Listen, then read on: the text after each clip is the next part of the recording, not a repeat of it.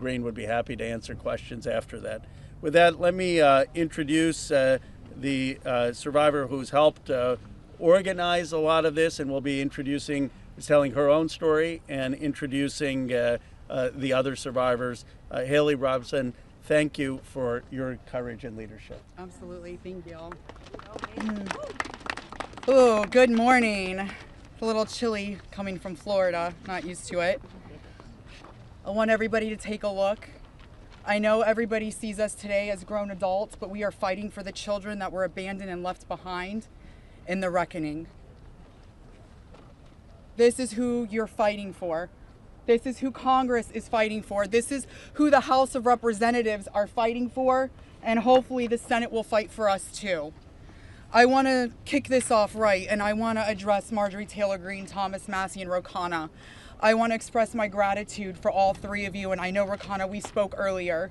This is an incredible thing that I'm watching as a Republican, and this is non-political, but for you to go against your own party and to be ostracized, there's no place for political violence, there's no place for intimidation, and I can say firsthand, stepping out against Epstein and his crimes against children, we have all experienced that ourselves. So for you to knowingly put yourselves at risk and put your career at risk is unbelievable to watch, and we are so grateful.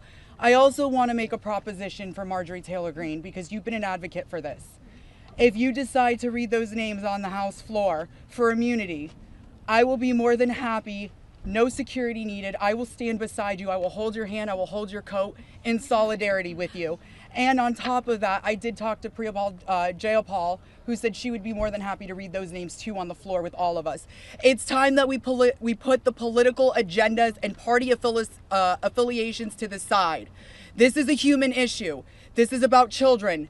There is no place in society for exploitation, sexual crimes, or exploitation of women in society. There's no room for it, guys. We're not having it. And to the President of the United States of America, who is not here today, I want to send a clear message to you. While I do understand that your position has changed on the Epstein files, and I'm grateful that you have pledged to sign this bill, I can't help to be skeptical of what the agenda is. So, with that being said, I want to relay this message to you. I am traumatized. I am not stupid. I am traumatized. I am not stupid.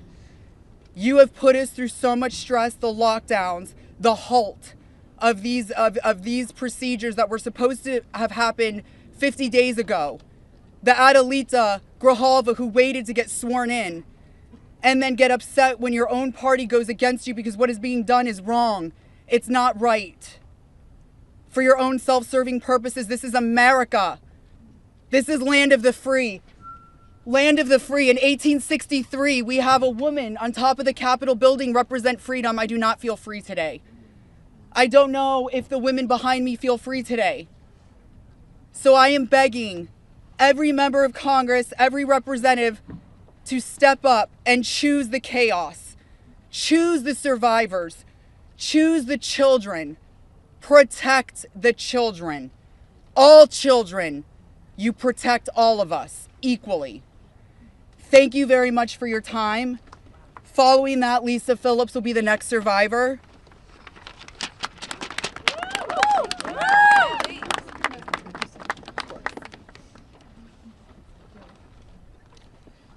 Good morning.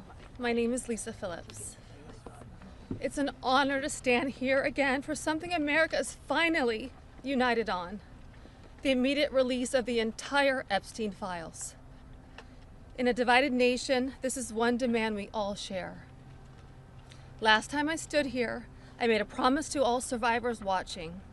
If those in power refused to release the truth, we would start uncovering it ourselves. For anyone who doubted that moment has already arrived. Since that day, more survivors across the country and around the world have reached out. Text, emails, DMs, firsthand accounts, and evidence. Many are women who were abused or trafficked through the international modeling pipeline Epstein built, promising visas, apartments, opportunities, futures, while exploiting their dreams for abuse. Most are still terrified to speak publicly because the men involved are powerful. They're connected, and as we know, they're protected. For too long, survivors have watched others speak for us. And while we are grateful for our allies in Congress on both sides, we've realized something. This fight belongs to us. We lived it, and we know the truth. And we will not wait quietly for institutions to decide when we're allowed to speak.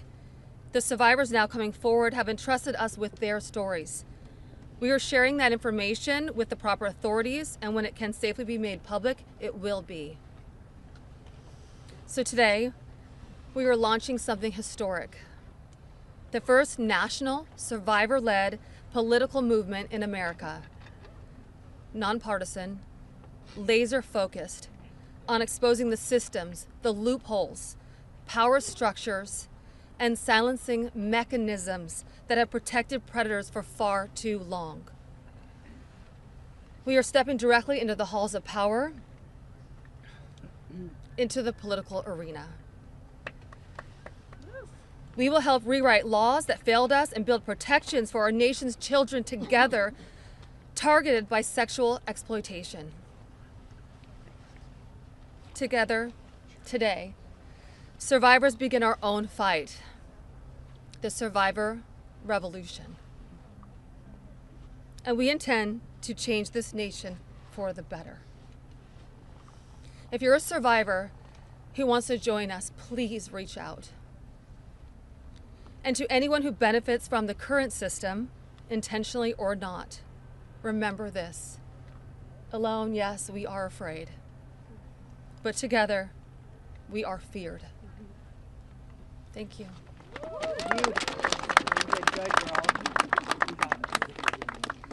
Hello, everybody. I am Jenna Lisa Jones, and just as Haley, I would just like to give a little reminder that this was me at 14 years old. I was a child. I was in 9th grade. I was hopeful for life and what the future had held for me. He stole a lot from me at 14. So just a little reminder there for everybody. Sorry. So, I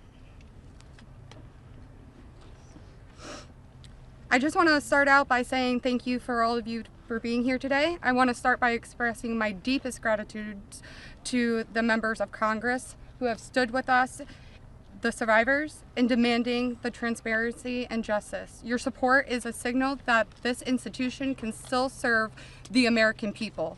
This issue was never one that should have divided us the way it has. In fact, it should have united us. Sexual abuse is not a Republican issue. It is not a Democratic issue. It is also not a hoax. We are here as American survivors of a man who used his wealth and power to hurt young girls and women. The world should see the files to know who Jeffrey Epstein was and how the system catered to him and failed us. Emotionally, this process has been distressing. First, the administration said it would release everything and then applauded President Trump for that. Then it fought to release nothing. Now that checks and balances of our democracy have worked and the bill is getting passed to release the files, we are hearing the administration say they intend to investigate various Democrats who were friends with Epstein. I beg you, President Trump, please stop making this political. It is not about you, President Trump. You are our president. Please start acting like it. Show some class. Show some real leadership. Show that you actually care about the people other than yourself. I voted for you, but your behavior on this issue has been a national embarrassment. It is time to take the honest, moral ground and support the release of these files, not to weaponize pieces of the files against random political enemies that did nothing wrong, but to understand who Epstein's friends were, who covered for him, what financial institutions allowed his trafficking to continue, who knew what he was doing but was too much of a coward to do anything about it. Jeffrey Epstein and Ghislaine Maxwell were able to recruit and abuse young girls and women then the country will learn nothing, and has horrible history will repeat itself if we do not do something about this. Thank you to the brave congressmen and women who have stood by us and recognized our side is the American side, and we should all be proud once again to be Americans. I want to just extend my thank you so much to all three of you, very, very much. The first time we were here, listening to the, people yell shame at you, and when she was here in support of us, really hit home and spoke some volumes, and I just very much appreciative of your support, and we stand by you. Don't let any of them bully you. We're here for you. Thank you, guys.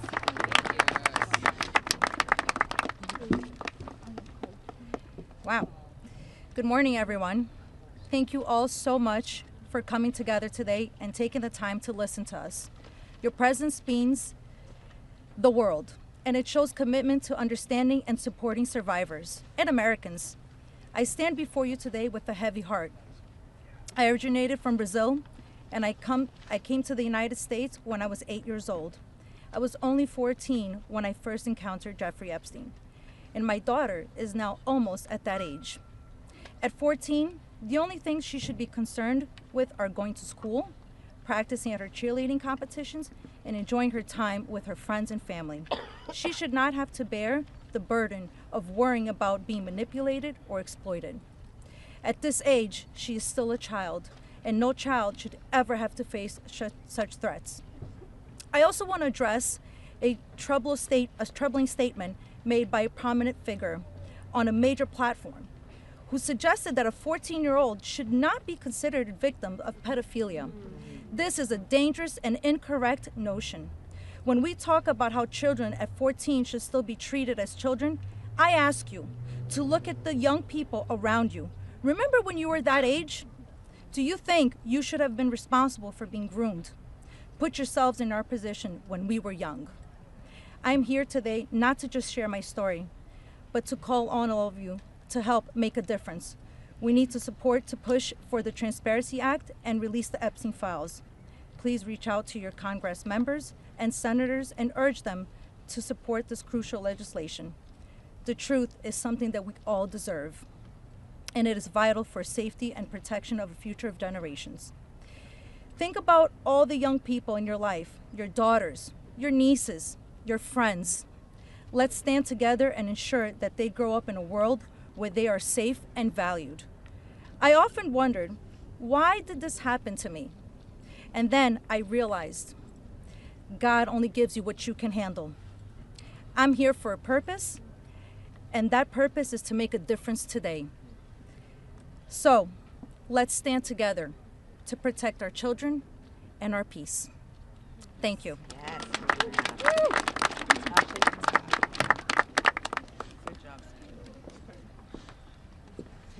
Good morning.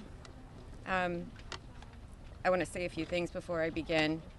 My speech may not be great. It was thrown together last minute as I only came here, decided Friday, when one of us, who has spoken several times, decided she couldn't come because of the threats. She was too scared. So I want to say, when you threaten one of us, you're threatening all of us. Yep. We are together now, and that's never going to change. This is me at 16 when I met Jeffrey Epstein. Now I'll start. It is an honor to stand here before the American people. However, I shouldn't have to stand here at all. I'm here because as a child, I was pulled into Jeffrey Epstein's world, a world built on exploitation and manipulation of innocence and the protection of powerful men and women who believed that they were untouchable. Today, we'd rather be preparing for the holidays. We'd rather be at home with our families, baking with our children and decorating the Christmas tree as we try to move past this horrific moment that has impacted our entire adult lives. However, that's not possible because it's become something it should have never been, political and sensationalized. The truth is simple. We were victimized as children and failed repeatedly by the very system that was supposed to protect us. That's why we stand here today. to demand justice and accountability, not just for Epstein and his crimes, but for every predator and every enabler who participates in or protects abusers. The Epstein case was gravely mishandled consistently and deliberately over many years. Epstein could have been stopped decades ago, but instead he was able to continue his abuse, even during his sweetheart deal, yes, with his ankle monitor on and beyond. A deal that protected him and silenced us. While I was a child fighting to survive what happened to us, federal prosecutors were negotiating ways to shield powerful adults. And the failures didn't stop there. Our civil cases were met with hostile judges and delay tactics, intimidation, and PR campaigns designed to smear us in the public eye. We were treated as problems to be managed instead of victims to be protected.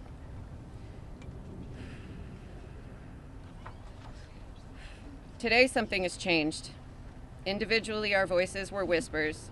Together, they've become impossible to ignore. We are encouraged to see elected officials from both parties, thank you, come together and finally take action to release the files. I'll leave it there. Thank you. Good job. Yes. Good morning. My name is Wendy, and I'm standing here today with a truth that still scares me to say out loud. I'm gonna put this down because I can't hold both, as you guys saw, but that was me when I was 14 when I met Jeffrey Epstein. None of us here signed up for this political warfare. We never asked to be dragged into battles between people who never protected us in the first place. We are exhausted from surviving the trauma and then surviving the politics that swirl around it. When survivors travel to speak, to advocate, to stand for the truth, we do it with our own money, from our own pockets, carrying our own fear, shaking in our own bodies. There is no team, there is no paycheck. It's just us hoping our voices make a difference. And it puts a pit right in your stomach because you know you're standing on the right side of history. Yes. But standing on the right side of history is not a comfortable place to be. Yep. It never has been. And in a sick, heartbreaking way, it's an honor to show up, an honor to speak here, and an honor to stand in light when the world tried to keep us in the dark. And what keeps me standing is, even with all this fear, I have a 14-year-old daughter myself, the same age I was. And when I look at her, I see the little girl I used to be, the one that no one protected. My greatest fear in this entire world is history repeating itself. And I will do anything, absolutely anything, to make sure that she has to never be one of these girls standing in front of a crowd like this today in her life. So today, from the safest and bravest places inside myself, I am asking Congress, please pass the bill. Please release the records. Stop making survivors fight alone for the truth that should have protected us in the first place. To the representatives that support us, thank you. Thank you for standing beside survivors so we don't have to face this fear alone. Thank you for choosing what is right over what is easy. And every survivor who is scared right now, your fear is real. Your courage is real, and even though we're terrified, we keep showing up. Because someone has to tell the truth. Someone has to protect these children. We deserve safety then, we deserve it now. And we are done being afraid so others can stay comfortable. So with that, I want to say thank you guys for having us. And I just hope that people can remember that as survivors, our story never leaves us, but the choice that you make to pass this bill, your career is in front of you. And that choice will follow you. Everybody will know. So thank you. Good job. Wow. Well said, Cindy. You're incredible. Hello, everybody. My name is Danny Bensky. This was me at 17 years old.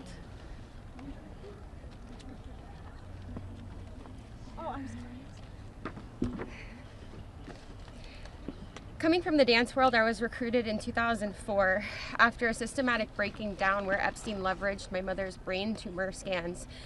He threatened me to withhold care for her. He trapped me in a year-long cycle of abuse. The last time I was here in Washington, D.C., I talked about being a part of this beautiful mosaic of women behind me, and they are exactly that. They are a beautiful mosaic of energy and passion and love and life. I am one story of 1,000. Think of that number, 1,000. I spoke of how big our hopes and dreams once were, and I talked about how they were completely shattered at the hands of Ghislaine Maxwell and Jeffrey Epstein. Now, I look at this amazing community behind me. They are survivor sisters. We are together. We stand together in this. And I realize that we are a representation of women across America. We come from different backgrounds. We have different religions. We are different races, different creeds, different ethnicities. We have different political affiliations. Some of us don't want to be political at all. And yet we stand here together for this cause. We're united in the call for transparency, complete transparency, to find justice. Justice for our younger selves. These pictures that you see, they're real people. I wish I could go back and give my former self a hug and say, this matters and it's going to change, and mean it. We are standing here for justice for the youth of tomorrow, and justice for those who are no longer with us, like the beautiful, brave Virginia Giuffre. We understand that the road is long, but I implore you to stay the course, please. Living in an age where you can get news in 10-second clips on your phone, I know that this is a big task for us, but it's a very personal one for survivors. It's a very personal one for us as a country. So I'd like to ask you to try something right now. I'd like everybody to close their eyes or soften their gaze just for a moment. And I want everybody to think of a child that is close to them between the ages of 14 and 18 years old. It could be your daughter, it could be your niece, it could be a friend's kids, it could be you at a former age, it could be your mother at that age. But really envision that for a second, 14 to 18 years old. Once you think of that person, I want you to think about what they feel like. What is their energy? What do they smell like? What sound do they make when they laugh? Really think about that child, just for a moment. Now I want you to picture a pair of giant looming wooden doors and an overbearing marble landing. Those are the doors to Jeffrey Epstein's house. Do you allow that child to enter or not? If the answer is yes, you would allow entrance. You stand with predators. If the answer is no, then congratulations, you're on the right side of justice. Now you have homework. I am calling for the American people. You have homework. Call your congressional leaders. Call your senators. Please support this bill. Let's get it all released. Thank you very much.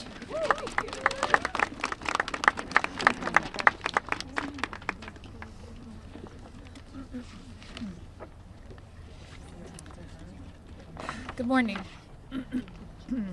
My name is Annie Farmer, and this is a photo of me and my sister Maria Farmer.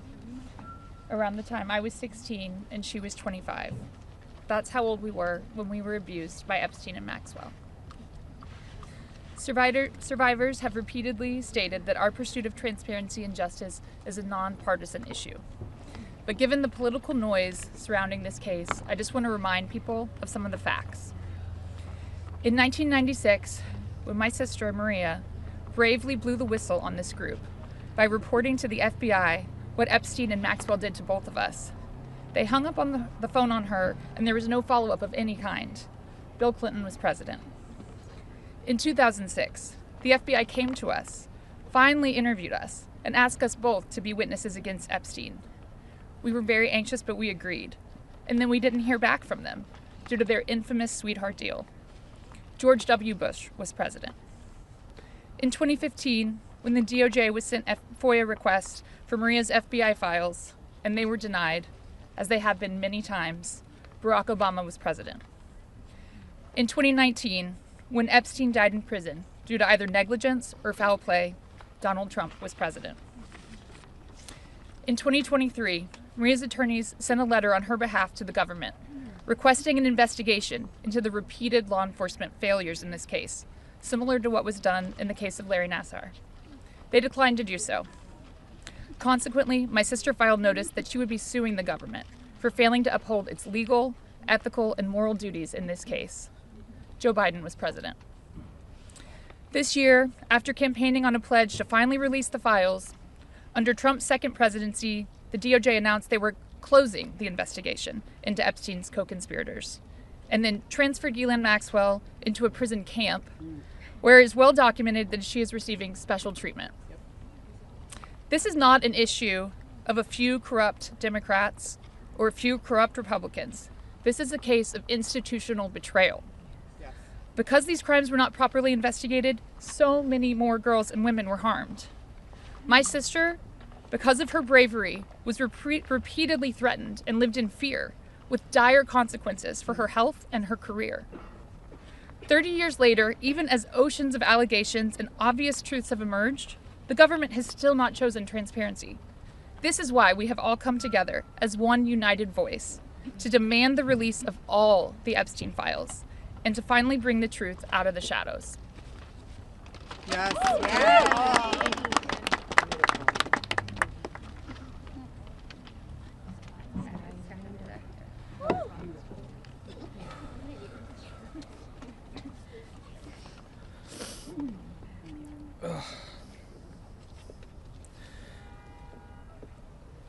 Ladies and gentlemen, esteemed members of Congress, and everyone gathered here today, I want to start by thanking the three of you. Thank you.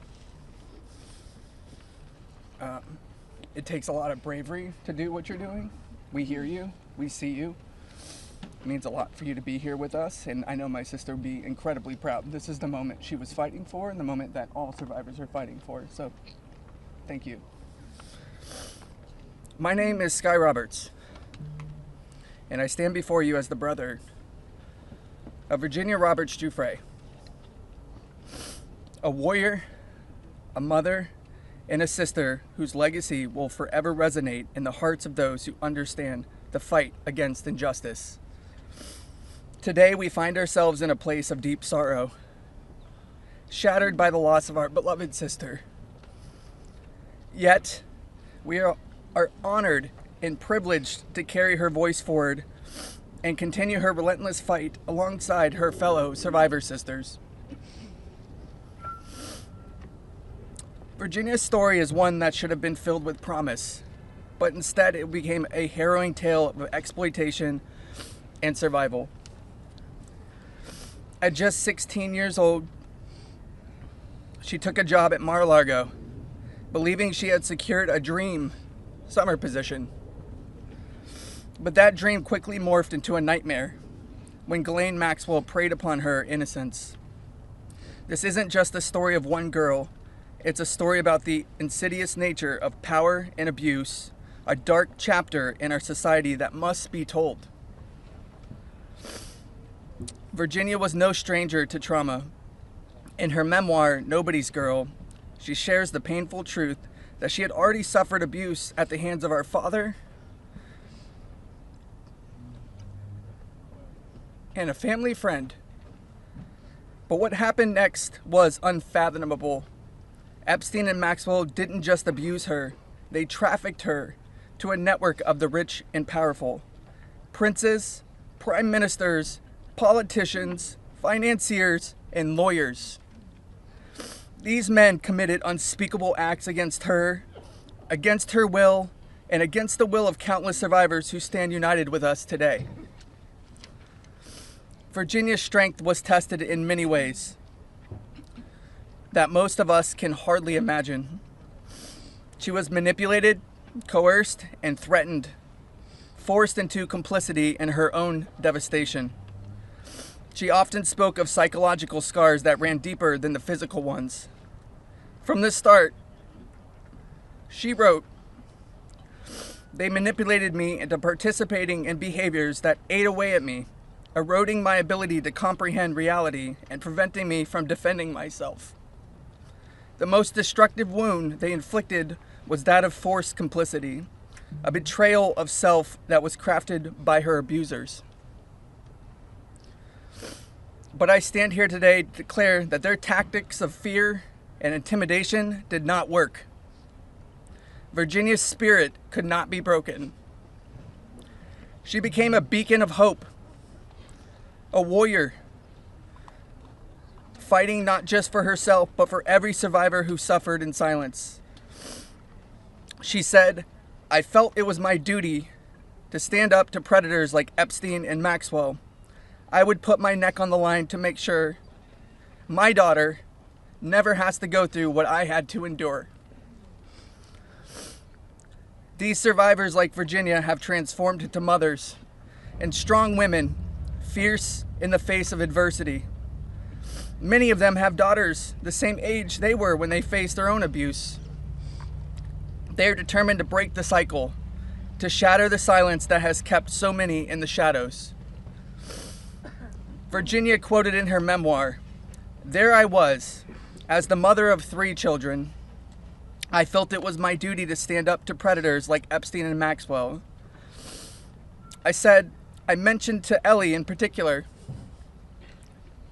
her daughter, I would put my neck on the line to make sure she never has to go through what I had to go through. I said, joining Edward's CVRA case, what I would want somebody to do for my daughter or sister and friend. In the end, I said, I was just trying to do the right thing.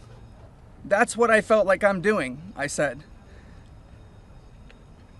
"I'm making a small dent in this big world we live in."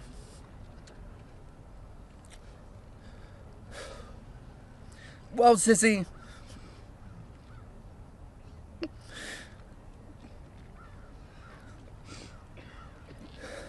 you didn't just make a small dent.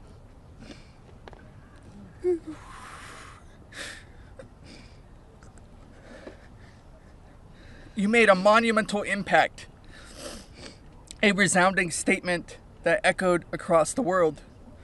You built an unbreakable wall, a barrier that will protect future generations from the horrors of abuse. As we gather here today, I urge each of you, members of Congress, advocates, and all those who hear this message to join us in this fight. We demand justice, accountability, and support for survivors. And we keep getting asked this, what does justice mean, you ask?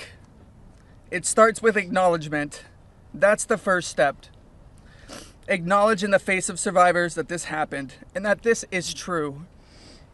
Your vote carries that weight. My sister is not a political tool for you to use. These survivors are not political tools for you to use. These are real stories, real trauma, and it's time for you to stop just talking about it and act.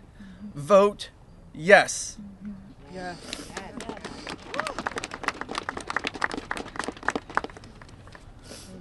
Virginia's legacy is not just hers. It belongs to all of us who stand against injustice. Together, we will ensure that the voices of survivors are heard, that the truth prevails, and that the horrors of the past are never repeated. Thank you. Thank you for listening, and thank you for standing with us. Together, we will not let Virginia's fight be in vain. Together, we will not let the predators win. Together, we will be the change this world desperately needs. Thank you.